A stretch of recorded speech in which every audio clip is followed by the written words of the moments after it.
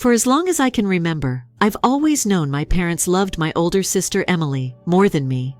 She was the one they had planned, and I was the result of an unplanned pregnancy that came just 10 months after her. I guess they weren't ready for me but decided to keep me anyway. It's not hard to feel like an afterthought when you know you weren't really wanted. Growing up, I didn't have my mom's parents around. They passed away before I was born. But my dad's parents, Grandma and Grandpa, were very much alive, and they stepped in, playing a significant role in raising me. Honestly, they were more like my parents than my real ones were. They gave me the love and support I didn't get at home, and for a long time I was okay with that. When I was really young, around 5 or 6, I didn't mind being left behind when my parents took Emily on trips without me. I didn't fully grasp what was happening. Staying with my grandparents was fun, and I didn't realize how unfair it all was. But as I got older, it started to hit me.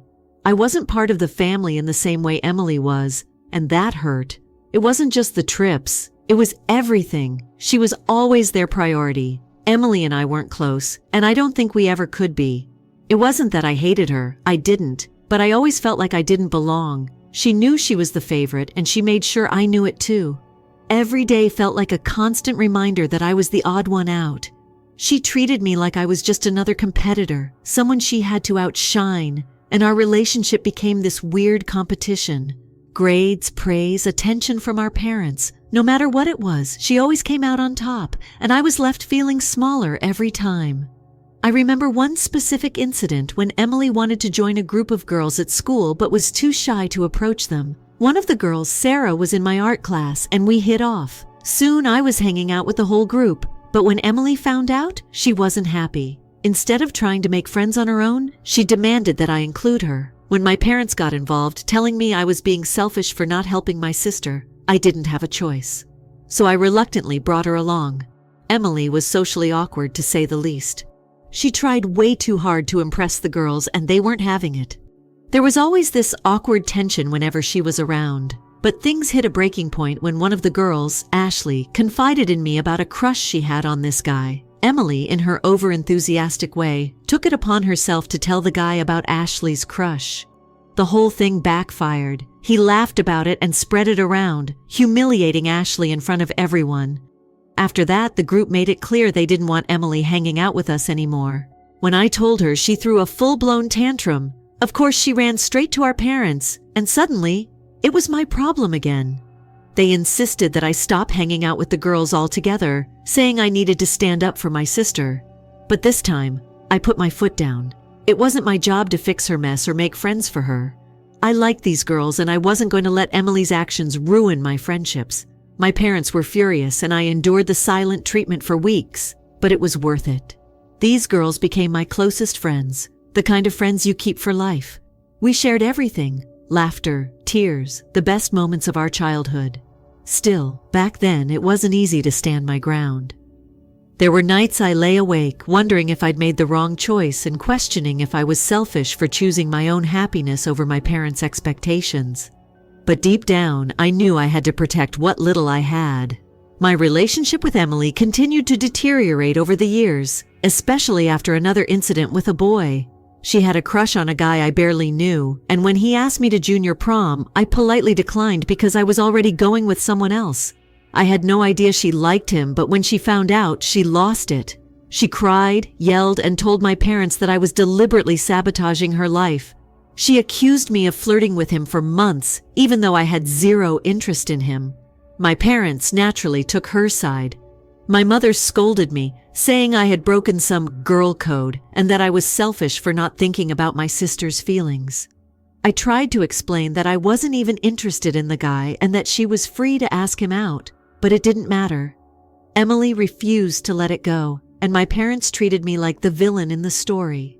Looking back, I think she knew the guy wasn't interested in her, and she just needed someone to blame. I became her scapegoat for everything wrong in her life.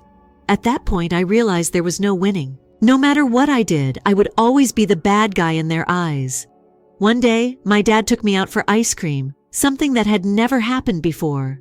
I was genuinely excited, thinking we were finally going to have some father-daughter bonding time.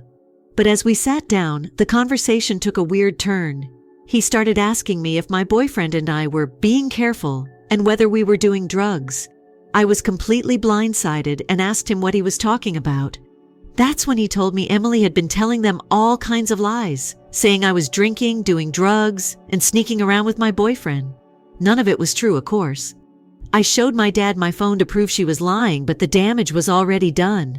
Emily had convinced them I was some kind of delinquent, and even though my dad didn't seem to believe her anymore, the trust between us was broken. I was furious. When we got home, I confronted her, but she just doubled down, saying that no one just hangs out with a guy unless they're hiding something.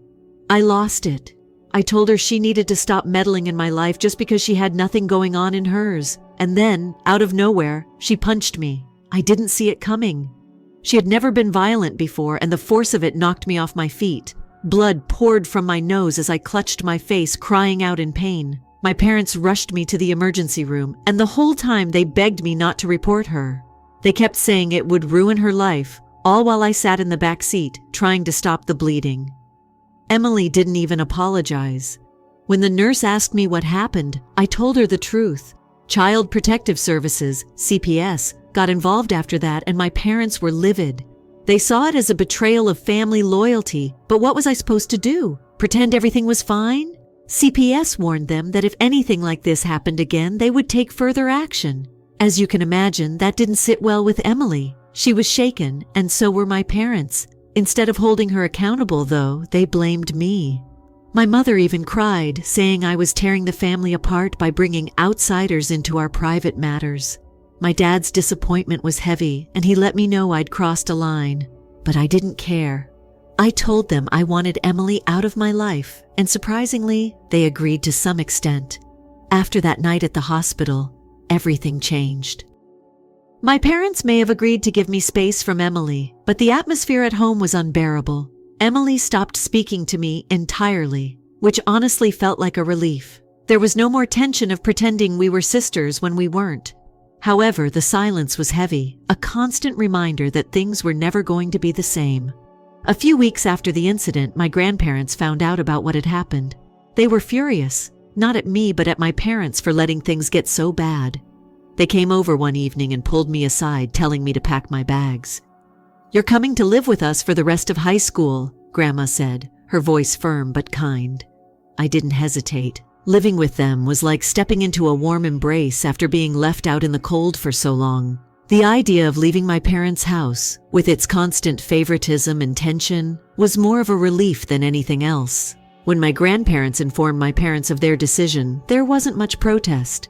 Maybe they were just as tired of dealing with me as I was with them. Either way, I moved in with my grandparents without so much as a glance back. Living with Grandma and Grandpa felt like stepping into a completely different world. Unlike my parents, who had always made it clear I was second to Emily, my grandparents treated me like I was their whole world. They made sure I knew how much I was loved and valued. At their house, I didn't feel like an unwanted burden. I felt like family. The change in environment was incredible. I could focus on school, enjoy time with my friends, and just breathe. My final years of high school went by smoothly. Without Emily's constant shadow, I was able to enjoy life in a way I hadn't before. My friends remained close, and we made memories I'll cherish forever. I never once received a visit from my parents during that time, and while it hurt, I wasn't surprised. They were wrapped up in Emily's life, and that's how it had always been. So I focused on myself and on creating a life that made me happy. Graduation day came, and I was excited to walk across the stage, knowing my grandparents would be there, cheering me on. But my parents, they only showed up to support Emily. She wasn't even graduating, but there they were, sitting front and center, their eyes glued to her the whole time. They didn't even approach me after the ceremony to congratulate me. Not a single word. It was like I was invisible. But my grandparents, they were there, as proud as ever. Grandpa had a stern talk with my parents afterward. I don't know what he said exactly, but something shifted. Later, my dad awkwardly congratulated me, though it felt more like an obligation than genuine pride. By that point, I had accepted that this was just how things were with them. A few weeks later, I got the news that I had been accepted into a great college with a full scholarship. It was one of the happiest moments of my life. I didn't have to worry about asking my parents for any help, financial or otherwise. I couldn't wait to tell my grandparents, who immediately took me out to dinner to celebrate. We went to one of my favorite restaurants, and Grandma posted pictures on Facebook, bragging about me to all our relatives. It felt amazing to be seen and appreciated for once. Of course, the news spread through the family, and I guess that's when my parents finally heard about it. The next day, my mom called me out of the blue. At first, I thought she was calling to congratulate me, but instead, she launched into a rant about how Emily was devastated because she hadn't been accepted into any of her choice schools yet. According to my mom, Emily had locked herself in her room, crying because I was rubbing my success in her face by telling our relatives. I was speechless. It wasn't enough that Emily had always been their favorite. Now I was supposed to downplay my own achievements to spare her feelings. My mom then had the nerve to blame me for Emily's academic struggles, saying that my distance from the family and the CPS incident had caused her so much stress that it affected her grades. I couldn't believe what I was hearing. It was like no matter what I did, I was always the bad guy in their eyes. That phone call was the last time I spoke to my mother for a very long time. I was heartbroken, not just by her words, but by the realization that my parents would never see me as anything other than a problem. My grandparents, of course, were nothing but supportive. They helped me move into my college dorm, and I started the next chapter of my life with a sense of freedom and independence that I'd never felt before. My high school boyfriend and I had broken up before college because we were going to different schools, but I was okay with that. I was ready to focus on myself and make new friends. It was during my freshman year of college that I met Rob. He was in a few of my classes, and we both spent a lot of time in the library. So we got to know each other quickly. Rob was different from anyone I'd ever met, quiet, thoughtful, and incredibly kind. We bonded over our love of learning, and over the next few months, we became close friends. I wasn't expecting it, but soon, our friendship turned into something more. We started dating, and it felt right, natural even. Rob wasn't just a boyfriend, he became my best friend, my confidant, my everything. My grandparents adored him from the moment they met him, and his family treated me like their own daughter. For the first time in my life, I felt like I had a real family, one that cared about me for who I was, not who they wanted me to be. Rob's mom even told me once that she had always wanted a daughter and was so happy Rob had found someone like me. Those words stuck with me in a way I can't fully describe. It was the first time I had ever felt wanted by a family that wasn't mine by blood. Over the years, Rob and I grew closer, and 8 years later he proposed. It was a perfect, quiet moment while we were hiking to one of our favorite spots to watch the sunrise. I could see how nervous he was, but when he asked, I didn't hesitate. I knew I wanted to spend the rest of my life with him. I posted pictures of the engagement on Instagram and told my grandparents, who were overjoyed for us. Naturally, the news spread through the family, and that's when my parents decided to reach out again. My dad called me asking about the wedding, making small talk about my life before dropping a bombshell. He wanted to know if he could walk me down the aisle. I hadn't even considered that, honestly. It was a sudden request, and given our history, it felt out of place. I told him I hadn't thought about it yet, and that's when he started pressuring me.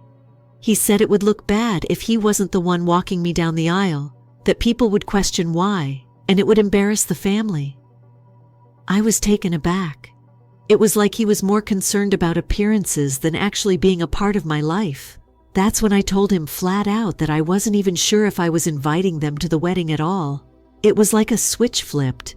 My mom got on the phone and started lecturing me about how family is family no matter what and how I needed to let go of the past. But after everything that had happened, after years of feeling second best and being blamed for everything wrong in their lives, I couldn't just pretend none of it had happened. I wasn't going to let them guilt trip me into letting them back in. My parents were furious, accusing me of trying to ruin the family by excluding them. But I held firm. I had spent too many years putting their feelings first. This time, I was going to prioritize my own happiness. After that call, I felt a strange sense of peace, like I had finally taken control of my own life.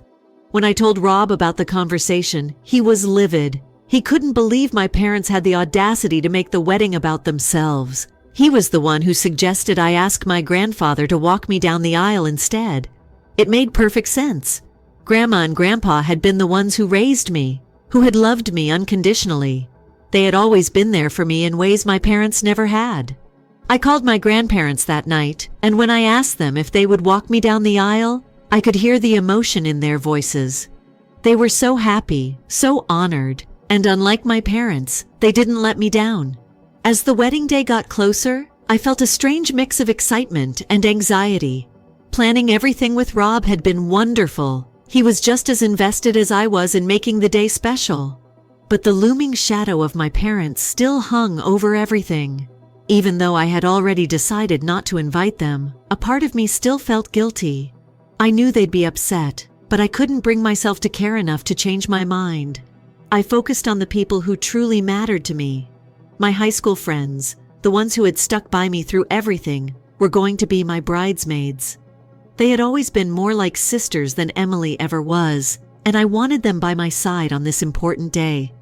We were all so excited to be together again, planning the bachelorette party, picking out dresses. It was like a reunion, and it brought back so many memories of our time growing up together. We decided to go to Vegas for my bachelorette party. It was everything I had hoped for, just us girls, letting loose and having fun. We took a ton of pictures, and I posted some on social media, not really thinking much of it. Everyone seemed to be having a good time, and I was finally able to enjoy myself without the constant weight of family drama hanging over me. But when I got back from the trip, I got a call from my parents. They were furious that I hadn't invited Emily to the bachelorette party. My dad went on about how I was deliberately excluding her and making her feel bad. He said it was disrespectful to not include her in such a significant moment. It felt like a broken record. Once again, they were making everything about Emily as if my wedding wasn't even about me. I calmly explained to them that I hadn't invited Emily because I didn't want her there. After everything she had done, after the lies, the physical attack, the constant manipulation, I just didn't trust her. I wasn't about to invite someone into my life, let alone into such a personal and important event, who had done nothing but make my life harder. My parents didn't take that well. My mother accused me of being cruel and selfish, telling me that I was tearing the family apart. She kept saying that Emily was looking forward to reconnecting with me at the wedding, and that I was robbing her of that chance. But to me, that just sounded like another guilt trip. I asked her why after all these years. She thought I'd want to reconnect with someone who had never once apologized for the pain she caused me. I told them that my relationship with Emily wasn't something I could just fix by inviting her to my wedding. But, as always, they didn't listen. My dad kept pushing, saying how it would look bad if I didn't include my own sister in the wedding, and how our relatives would talk. At this point, I wasn't surprised. Every conversation with them always came back to appearances, how things looked to other people, how I was making the family look bad. But I had learned by now that I couldn't keep living for their approval. I had to live for myself. The more they pushed, the more resolved I became. I told them point blank that Emily wasn't invited to the wedding, and that was final. My mom tried to convince me that I was overreacting, that Emily wasn't as bad as I made her out to be, and that I should just let it go. But I wasn't about to let them gaslight me into thinking that what I had gone through was just in my head. I knew the truth, and no amount of pressure from them was going to change that. It didn't take long for my parents to start playing the victim. They talked about how I was ruining the family, how I had changed since I left for college, and how I was being disrespectful by cutting off Emily. They even tried to pull Rob into it, asking if he was okay with me excluding my own sister from my wedding. I laughed when they mentioned that, because Rob knew everything. He had been by my side through it all, and was fully supportive of my decision. My in-laws were the same. They knew about my family situation and respected my choice, which was more than I could say for my own parents. After another long, exhausting conversation with them, we agreed to disagree. They didn't like my decision, but they couldn't change my mind. My mother, as usual, tried to guilt-trip me one last time, saying that I was choosing to destroy the family and that I would regret it. But I had made peace with my choice. I wasn't going to let them control me anymore. As I got back into the wedding planning, I felt lighter. My grandparents were my rock through all of this. Every time I felt that familiar pang of guilt, Grandma would remind me that it was my day and that I shouldn't feel bad for protecting my peace. Grandpa, always the quiet one, would just nod in agreement, his silent support giving me the reassurance I needed. I knew they were proud of me for standing up for myself, and that was all the validation I needed. Then, just a few weeks before the wedding, my dad called me again. This time, the conversation was different. He wasn't angry, he sounded almost defeated. He told me that he and Mom had thought long and hard about everything and had decided they weren't going to come to the wedding after all. I was stunned. Before I could even ask why, he went on to explain that Emily had planned a housewarming party for the same day as my wedding, and they were going to that instead. I didn't know what to say. It felt like a punch to the gut. My own parents were choosing my sister's housewarming party over my wedding. I could hardly believe it. I had expected them to be difficult, maybe even pull some last-minute drama. But this? It was like all the years of feeling second best had been crystallized in that one moment. My dad tried to justify it, saying that since I had excluded Emily from the wedding, it only made sense for them to go to her event instead. He said they couldn't split themselves in two and that it was easier this way. Easier for who, I wondered. Certainly not for me. I told him I understood, but inside I was crushed. After I hung up the phone, I sat in silence for a long time trying to process everything. Even though I had been prepared for their rejection, it still hurt.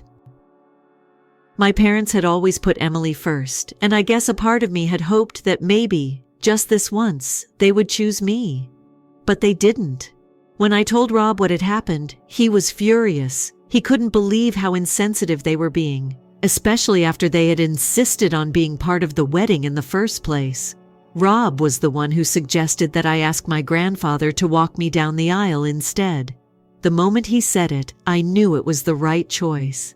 My grandparents had been more like parents to me than my own, and they had never let me down. So I called my grandparents and asked them if they would do the honors. I could barely get the words out before I started crying. "You've always been there for me," I told them, my voice shaking. "You've been more than just grandparents. You've been like parents to me, and I can't imagine anyone else walking me down the aisle." They didn't hesitate. They immediately said yes, and I could hear the emotion in their voices too. Grandpa's voice was steady as he told me how proud he was of me, and how honored they were to be there for me on my special day. In that moment, all the hurt from my parents' rejection seemed to melt away. I knew that with my grandparents by my side, I had everything I needed. The next few days flew by as the wedding day approached. My high school friends, who had been with me through thick and thin, arrived early to help with last-minute details. My in-laws were excited, and Rob and I were more than ready to begin this new chapter of our lives together. But then, 2 days before the wedding, I woke up to several missed calls from my dad. Confused, I called him back, thinking maybe something had happened. When he answered, he didn't sound angry, just resigned. He asked if it was true that my grandparents were walking me down the aisle. I told him yes, that was true. That's when he lost it. He went on a tirade about how disrespectful it was for me to ask my grandparents to replace him, how he and Mom had raised me and paid for everything, and how I was betraying them by giving my grandparents his role. I couldn't believe what I was hearing. After everything they had done, after choosing Emily's party over my wedding, now he was upset that I had asked my grandparents, the only people who had consistently been there for me, to walk me down the aisle. I tried to explain, to tell him that they had been there for me in ways he and Mom never were, but he wouldn't listen. He accused me of alienating everyone and said that I was the reason the family was falling apart. It was all too much. I hung up the phone, my hands shaking, wondering if I had really done something wrong. After that phone call with my dad, I sat in silence, trying to process everything. I felt a mix of anger, hurt, and disbelief, but also a strange sense of relief. In a way, my dad's outburst solidified my decision. It wasn't my job to fix the broken dynamics of our family, and I certainly wasn't going to let them guilt me into changing my plans. I called my grandparents later that day to make sure they were still okay with walking me down the aisle. Of course they were. Grandma reassured me in her calm, comforting way, telling me that no matter what anyone said, they were proud of me and would be honored to take part in such an important moment in my life. "You've grown into a strong woman, and you deserve happiness," she said, her voice soft but firm. Your grandpa and I will be by your side as we've always been." That night, Rob and I talked about everything. He knew I was struggling with the emotional weight of cutting off my parents, but he reminded me that we were building a life together now, a new chapter, one that didn't need to be burdened by the past. His words helped ease the pain, and I realized I didn't need their approval anymore. I had my own life and my own happiness to focus on. The day of the wedding arrived and everything felt surreal. The weather was perfect, the kind of clear, sunny day you dream about for a wedding. My bridesmaids, my closest friends from high school helped me get ready, and there were so many moments of laughter and joy that morning. I remember looking in the mirror dressed in my wedding gown and feeling at peace. This was my day, and I was surrounded by people who truly loved and supported me. When it was time to walk down the aisle, my heart pounded in my chest, not from nerves, but from excitement. My grandparents stood on either side of me, their arms linked with mine. As the doors opened and the music began to play, I felt a wave of emotion hit me. This was it, the moment I had been waiting for. As I walked down the aisle, I didn't feel the weight of my parents' absence. Instead, I felt the overwhelming love of those who were there. My grandparents, Rob, his family, my friends. These were the people who mattered. These were the people who had been there for me, who had stood by me through the hardest times. My heart swelled with gratitude and love for them. Rob's face lit up when he saw me, and in that moment all the pain and all the drama with my family faded away. He was my future, and as we exchanged our vows, I knew I had made the right decision by cutting ties with the people who only ever brought me down. My grandparents proudly stood beside us as we said our I do's, and when the ceremony was over, I felt a sense of closure. This was my new beginning. The reception was a whirlwind of laughter, dancing, and joy. My friends gave heartfelt speeches, sharing stories of our friendship and celebrating the journey we had all taken together. Rob's parents were beaming with pride, and I felt an overwhelming sense of belonging. For the first time in my life, I felt like I was part of a real family, a family that loved me for who I was, not for what I could do for them or how I made them look. There was a moment during the reception when I looked around the room and realized that I didn't miss my parents or Emily. I didn't miss the constant feeling of inadequacy or the pressure to live up to their expectations. I had surrounded myself with people who accepted me, flaws and all, and that was more than enough. A few days after the wedding, Rob and I left for our honeymoon. It was a beautiful trip, a gift from his parents, and we spent our days relaxing and enjoying each other's company. We talked about our future, about building a life together, and for the first time in a long time, I felt free. Free from the weight of my family's expectations, free from the constant need for approval. When we returned from our honeymoon, I decided it was time to close the door on that chapter of my life. I blocked my parents' numbers and cut off all contact with them. I didn't feel the need to explain myself anymore. I was done trying to make them understand, done trying to fix something that was beyond repair. It was time to move forward. Then something unexpected happened. About a month after the wedding, I checked my email for the first time in a while and found a message from Emily. I almost didn't open it. Part of me wanted to delete it and move on, but curiosity got the better of me. In her email, Emily apologized. She said she regretted how she had treated me over the years and admitted that she had been jealous of me. She explained that she had felt pressure from our parents to always be perfect, and that pressure had made her act out in ways she wasn't proud of. She acknowledged the pain she had caused me and said she was genuinely sorry. She even congratulated me on my marriage and said she wished me happiness. For a moment, I felt a flicker of hope. Maybe she had changed. Maybe she really was sorry. But as I read through the email again, something didn't sit right with me. At the end of the message, she asked me to reconsider cutting off our parents. She said they missed me and that they had been deeply hurt by my decision to exclude them from the wedding. That's when I realized that while Emily's apology might have been genuine, she still didn't understand. She didn't understand that the damage wasn't something that could be undone with a single email. The years of favoritism, the lies, the manipulation, it wasn't something I could just forget. I didn't respond to her email. Maybe one day I'll be ready to rebuild a relationship with Emily, but it won't be on anyone else's terms. It'll be when I'm ready, if ever. In the meantime, I've started seeing a therapist. I know I have a lot of healing to do, and I'm committed to working through the scars my family left behind. It's not easy, but I'm learning to let go of the guilt and the pain. I'm learning to live for myself. Rob and I have settled into our new life together, and every day I'm reminded of how lucky I am to have found someone who loves me unconditionally. His family has welcomed me with open arms, and my grandparents remain my biggest supporters. I may have lost one family, but I've gained another, one that values me for who I am. As I look back on everything that's happened, I realize that cutting off my parents was the best decision I could have made for my own well-being. It wasn't easy, and it's not something I take lightly, but I know now that I deserve to be happy, and I deserve to surround myself with people who lift me up, not tear me down. My wedding day marked the beginning of a new chapter, one where I'm no longer defined by the pain of my past, but by the love and support I've found in the people who truly matter. It's a new beginning, and for the first time in my life, I feel free.